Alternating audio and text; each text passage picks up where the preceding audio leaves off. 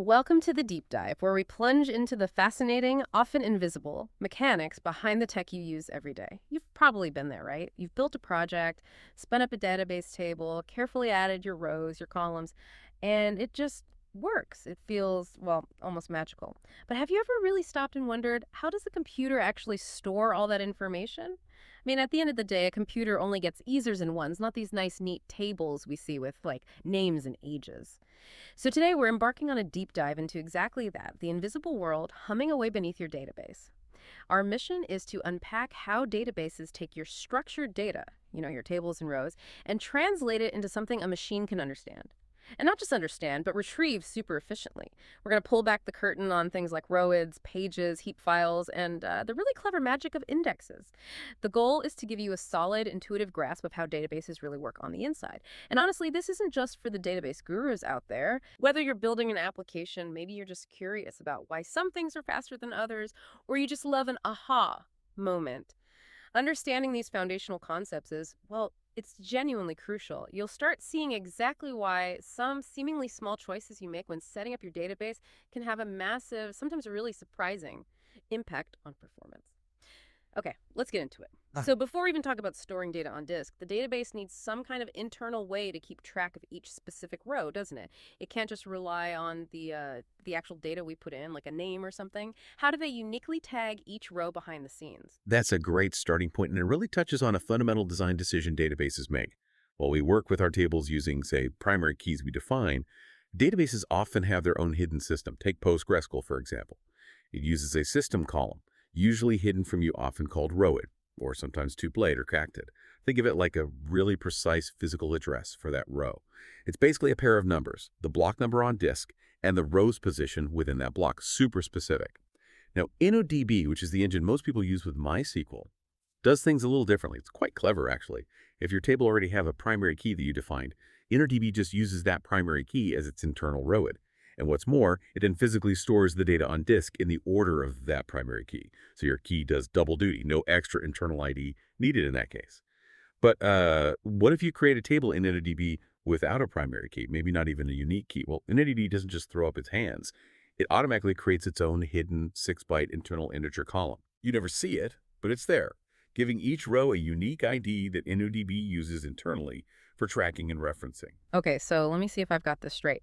Basically, every single row you add gets some kind of invisible internal ID. It's either a primary key you chose, which the database smartly reuses, or it's something the database just makes up on the fly, right? Exactly. And this rowed concept, whatever form it takes, is absolutely central because that's how the database finds your data later on. Precisely. It's the database's internal map, its GPS coordinate for every single piece of data you store. Fantastic. Okay, that makes sense. So our rows now have these unique IDs, maybe hidden, maybe not. Let's go deeper. How do these rows actually, live on the physical disk? Hard drives don't understand tables or rows like we do. They just see blocks of data. How does our nice structured table turn into the zeros and ones the computer actually stores? Right, that's the next critical piece of the puzzle. Databases don't just scatter individual rows across the disk. That would be incredibly inefficient. Instead, they group data into fixed-size blocks called pages. Think of a page as the basic unit of currency for storage, typically maybe 8 KB in PostgreSQL or 16 KB in MySQL. And this page is what moves between memory and the disk. The whole reason for pages boils down to disk I/O input-output. Reading or writing tiny bits of data like 1 byte or even 1 row from a spinning disk or even an SSD is comparatively slow. So databases optimize this. They always read or write a whole page at once. Ah, okay. It means when you ask for just 1 row, you often get a bunch of its neighbors for free because they happen to live on the same page. It's like getting a whole shelf of books from the library instead of just one. Exactly like that. And when these pages are read from disk, they get cached in memory in an area called the buffer pool for faster access next time. And if you update a row, the relevant page is pulled into that buffer pool, the change is made there in memory. And crucially, a note about that change is immediately written to something called the write-ahead log or wall on disk. That ensures durability even if the system crashes.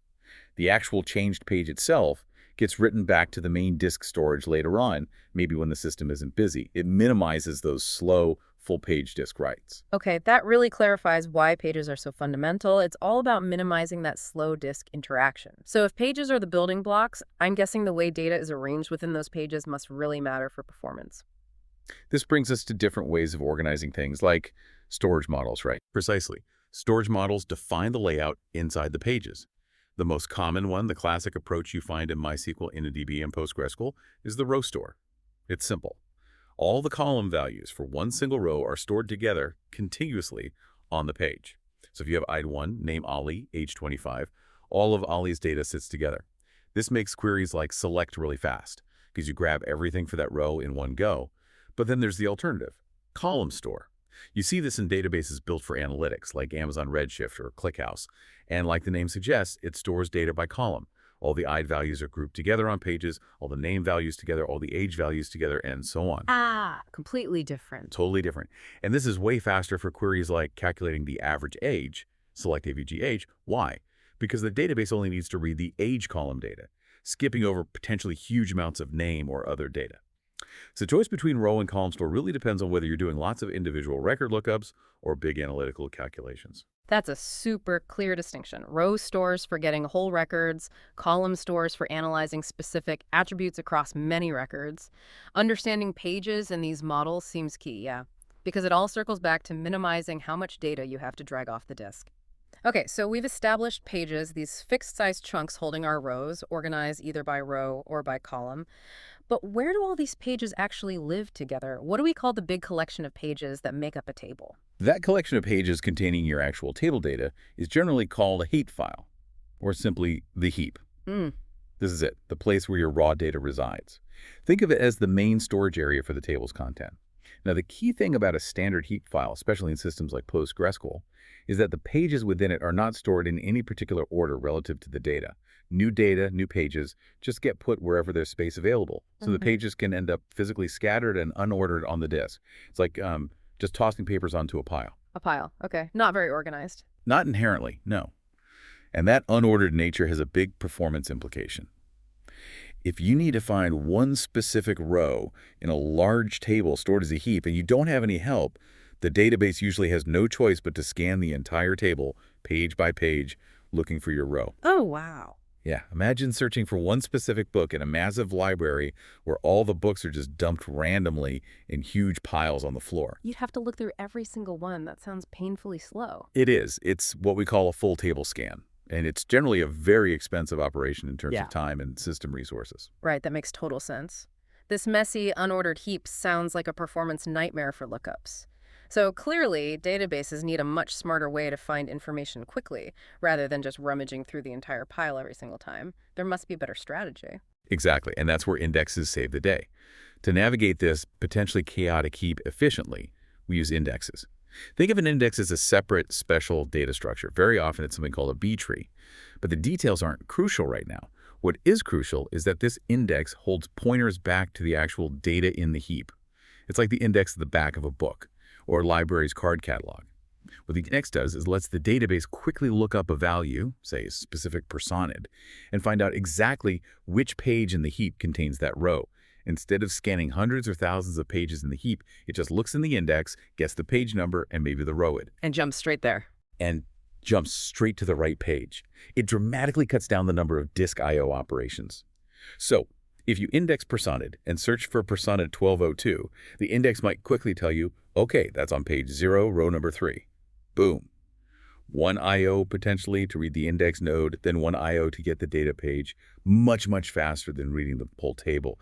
But it's worth remembering, indexes aren't magic freebies. They're also data structures stored on disk, usually as pages themselves. They take up space, and reading from the index still involves some I/O. Smaller indexes are better because more of them can fit into that fast memory buffer pool. Right, trade-offs. Always trade-offs. You get faster reads, but you pay a price in storage space and slightly slower writes because the indexes need to be updated too. Okay, so an index is like a highly efficient directory or catalog pointing us to the right spot in our otherwise messy heap. But you mentioned a card catalog pointing to books. Is there a type of index that goes further, one that actually organizes the library itself, like physically arranges the books on the shelves in a specific order? Yes, absolutely. That concept exists, and it's called a clustered index. When you create a clustered index on a specific column or columns, the database doesn't just create a separate pointer structure. It physically reorganizes the actual data pages of the table on disk according to the order of that indexed column. Whoa, so it sorts the actual table data. Exactly. Instead of the heap being an unordered pile, the pages themselves are arranged in the sequence defined by the clustered index key. Now, a really critical point here. A table can only have one clustered index. Makes sense. Right, because the physical data can only be stored in one physical order at a time. You can't sort the library shells simultaneously by author and by title. You have to pick one. Yeah. And interestingly, in MySQL's InnoDB engine, every table is always stored as a clustered index. It's the default structure.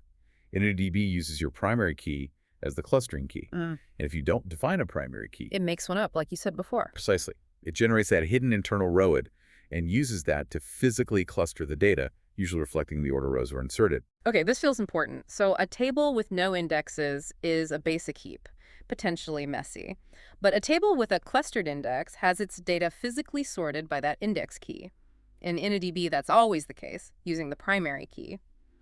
How does this physical sorting, this clustered nature, translate into practical advice? Like, what should we be thinking about when designing our tables, especially in InnoDB? Right, this is where the rubber meets the road for performance, especially with InnoDB. Understanding clustered indexes is vital. Here's a huge one.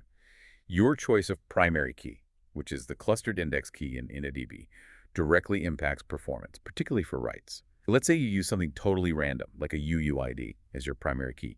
Think about what happens. It's a random, So each new row you insert needs to go into some random location within the sorted structure to maintain the UUID order. This forces InnoDB to constantly shuffle data around, split pages when they get full in the middle, move data blocks. It leads to page splits and fragmentation. Sounds messy and slow. It is. It increases disk I/O, makes poor use of the buffer cache, and generally degrades both write and read performance over time. It's often a performance trap. Compare that to using a simple auto-incrementing integer as your primary key. Okay, like 1, 2, 4. Exactly. Where do new rows go? Generally, right at the end of the table data. This is much easier for InnoDB. It just appends the new data. Much less page splitting, less fragmentation, less shuffling of existing data. Much more efficient. Way more efficient, especially for write-heavy workloads. So the practical advice for InnoDB is usually prefer auto-incrementing integers for your primary keys over random UUIDs if performance is a concern. Wow, that's a really concrete, actionable takeaway. Your primary key choice isn't just about uniqueness. It fundamentally changes how data hits the disk in InnoDB. Okay, so that's the clustered index, the one that organizes the main data. What about other indexes we might create, maybe on a name column or a date column? These are often called secondary indexes, right? How do they work, especially in relation to the clustered index or the heap? Do InnoDB and PostgreSQL handle these the same way? That's another key difference, actually. How secondary indexes point to the data varies. In InnoDB, remember the table data is the clustered index, organized by the primary key. So the secondary index in InnoDB doesn't point directly to the physical row location. Instead, it stores the primary key value of the row it corresponds to. Ah, so it's an extra step. Exactly. To find the row using a secondary index in InnoDB, the database first looks up the value in the secondary index to get the primary key. Then it uses that primary key to look up the row in the main clustered index, the table data itself. So secondary index, primary key, row data. Now contrast that with PostgreSQL. Since PostgreSQL tables are generally heaps, unless you use a specific extension or feature, its indexes work differently. An index in PostgreSQL points directly to the physical location of the row in the heap, using that internal dected or tuple ID we talked about earlier. So it's more direct. A more direct pointer. Index and index triple row data in the heap. This difference in how secondary indexes reference the main data has interesting implications, especially when data gets updated. That is a subtle but really important distinction, pointing to the primary key versus pointing directly to the physical location. And you mentioned updates. This leads us perfectly into a really fascinating, unique aspect of PostgreSQL that often catches people by surprise, especially if they're used to other systems. What happens under the hood when you run an update command in PostgreSQL? Yeah, this is a classic PostgreSQL deep dive topic. When you perform an update on a row in PostgreSQL, it doesn't actually modify the existing rows data in place on the page. It doesn't. What does it do then? Instead, it performs what's effectively a delete operation on the old version of the row marking it as no longer visible to new transactions, and then an insert of a completely new version of that row, usually on the same page with their space, but it could be elsewhere. And this new version of the row gets a brand new, different tuple. Wait, so every update creates a new copy of the row with a new internal ID. Essentially, yes. And think about the consequences for indexes. Since all indexes in PostgreSQL point directly to that tuple if the tuple changes because of an update. Then all the indexes pointing to the old row have to be updated too. Every single index on that table that includes the updated row needs to be modified to point to the new tuple of the new row version. It's a cascading update across all relevant indexes. Now, the immediate question is why? Why do this seemingly more complex operation? Yeah, sounds less efficient on the surface. It sounds it, Yeah. but the reason is fundamental to PostgreSQL's architecture. It's called multi-version concurrency control, or MVCC. MVCC is how PostgreSQL handles many users reading and writing to the same table simultaneously without blocking each other constantly or showing inconsistent data. By keeping old versions of rows around, at least for a while, different transactions can see a consistent snapshot of the data as it existed when they started. The update is delete plus insert is core to making this versioning system work cleanly. Those old, now invisible row versions, the dead tuples, aren't kept forever, though. A background process called vive comes along later to clean them up and reclaim the space. That is a genuine aha moment. So an update isn't just changing a value, it's this whole versioning dance involving deleting, inserting, getting a new ID, and updating all the pointers. It really highlights the deep philosophical differences in how databases tackle core problems like concurrency. Amazing. And just like that, we've journeyed deep beneath the surface of your database. We started with your familiar tables and rows, then uncovered the hidden rowids databases use. We explored how data gets chunked into pages, stored in the potentially unordered heap, and how indexes act as vital navigation systems. We saw the power of the clustered index in physically organizing data, especially in InnoDB, and the crucial performance impact of your primary key choices. And we even peeked into the unique way PostgreSQL handles updates through its MVCC architecture. Hopefully, you now have a much clearer mental model of the internal gears turning inside your database. This knowledge isn't just trivia, it really empowers you to make smarter design decisions, to better understand and troubleshoot performance issues, and just appreciate the incredible engineering that happens behind every query you run. So here's a final thought to chew on as we wrap up.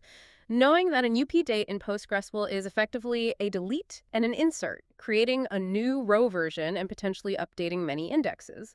What might be the subtle hidden costs or perhaps unexpected benefits of this MVCC approach, especially in applications that are doing tons and tons of writes all the time? How might that compare to database architectures that try to update data in place? Something to ponder as you continue your own deep dives into the world of data management.